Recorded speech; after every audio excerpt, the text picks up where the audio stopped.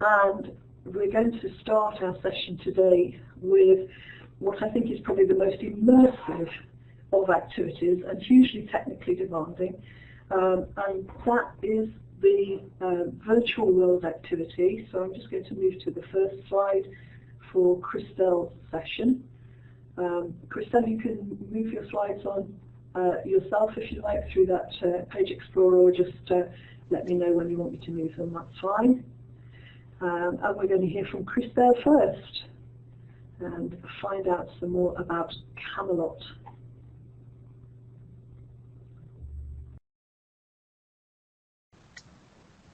Can I just remind you to hit talk, Christel?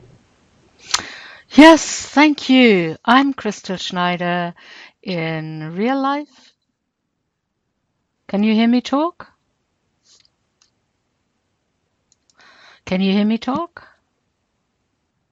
Good.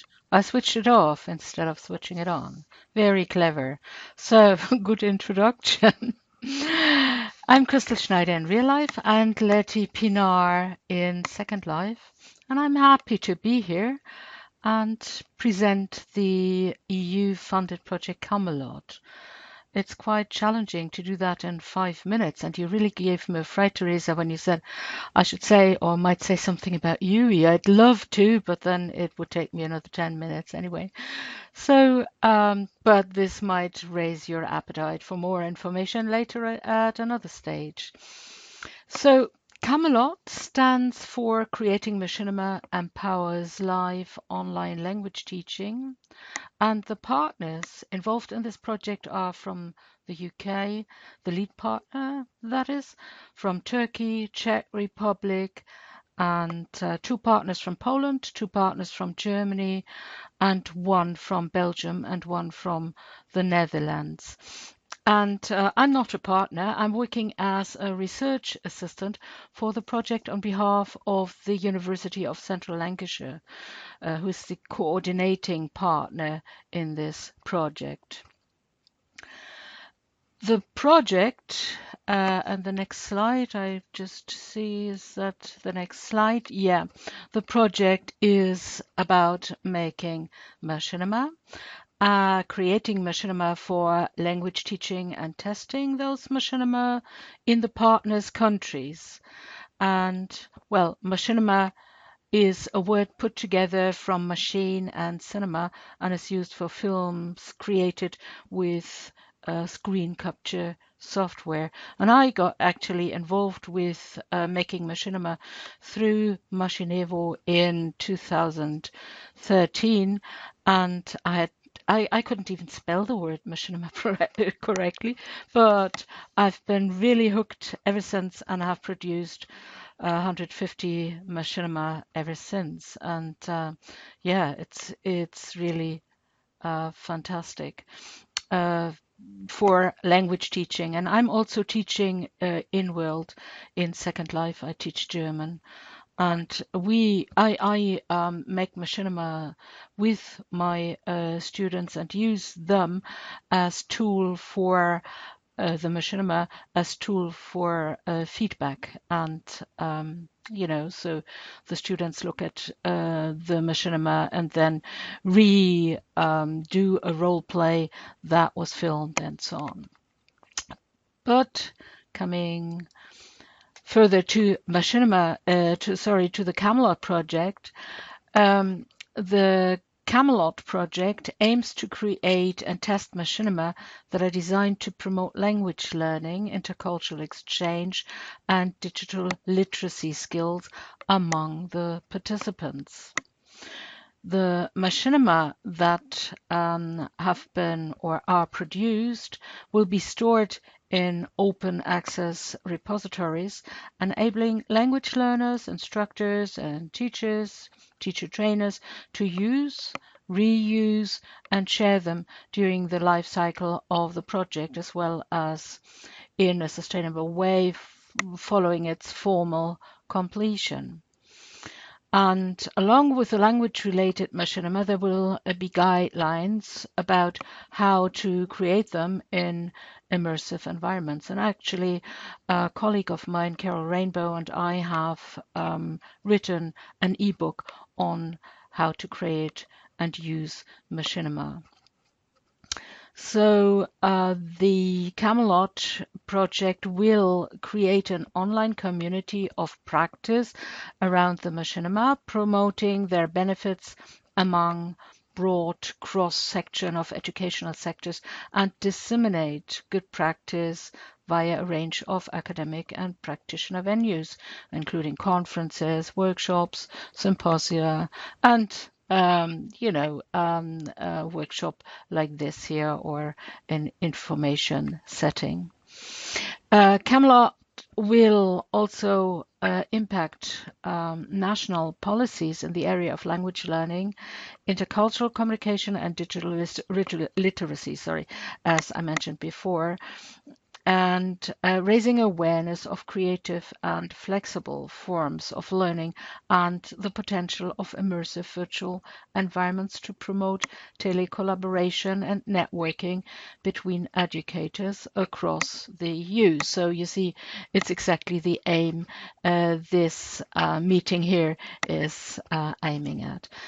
The video recordings aim to promote intercultural communication and opportunities for learners from different cultures to co-produce digital artifacts that can be shared and that can be reused.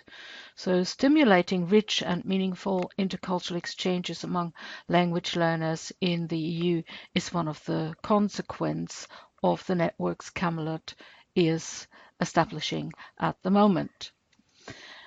And so 2 more points. Camelot also aims to explore the role of visual communication techniques to support language conversation in relation to new digital environments that younger learners in particular utilize to great effect outside traditional learning environments. And then rather than merely focusing on the gaming experience with 3D environments, Camelot examines how they support genuine opportunities for structured communication and deep learning by allowing the learners to visit in-world environments they are discussing.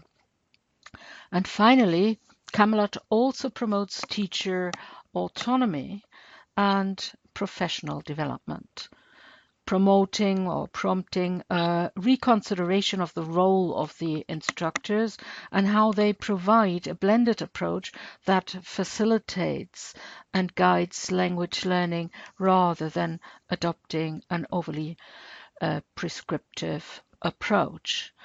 So, I mean, my time is up now. I spoke more than 5 minutes, I think, and I thank you for listening. This is my email if you want to connect, and if you want to become a network partner on the Camelot project, go to the website and check out to join the project. That was brilliant and perfectly timed, Christel. Thank you very much. Very inspiring. I think what we'll try and do is to have a few minutes when everybody's done their presentations as a little bit of a Q&A. So if you've got queries and questions that you want to come back on, hold that thought. I'm just going to put the Camelot URL there into the text chat for those people who want to come along. Let's check I've spelled that correctly. Yeah. Who want to come along and join and find out more. I know Camelot has a visible presence on Facebook as well, so there are lots of ways that you can connect and find out more. I'd like to just open the floor and give people a chance to ask questions, and perhaps I'll just start the ball rolling on that one, because one of the things that jumped out to me, Christel, from what you were saying, was the importance of visual culture to learners these days. I wonder if you could tell us your thoughts around visual culture and perhaps we can exchange ideas on that. Well, it was quite interesting that I talked in an interview to Liz Falconer, and she said, you know, that visuals can say more than 1 billion of words. And I mean, of course, it depends on the type of learner, naturally, but in virtual worlds, you know, everything is visual, and the learning people do, it's all part of you know, getting the visuals into their system. It's not like sitting in a brick and wall classroom where you need to grab the visuals from outside and present them via videos or something, but in virtual worlds it's in there. And this is, I think, an interesting aspect. Is that what I agree. Yes, yeah. I couldn't agree more. We do live in a very visual age, don't we? And certainly when we look at communication, we know that over 70%, I think it's probably even as high as 80%, some people put it at, of our communication is visual. Mm-hmm. Yeah, just let me online, let me add one. Become less visual. Yeah, let me just add one more thing. At Eurocall, there was a colleague from the UK, Helen Myers. I don't know if you know her or talk to her, but she is teaching secondary school children, and she says that sometimes it is very difficult to explain something with words. So what she does is she makes a quick machinima and shows it to her students just to explain a grammar point or something, and it's much clearer. So I thought that I just wanted to add that. Yes, I think that's another very important point. Yes, I do know Helen very well, and the work that she's been doing in Second Life as well. It's very immersive, and you know, I think of environments such as Minecraft as well. Young people increasingly are exploring those sort of areas and finding them immersive and attractive to be in and to learn from. And I think, yes, you make a very good point about the visual.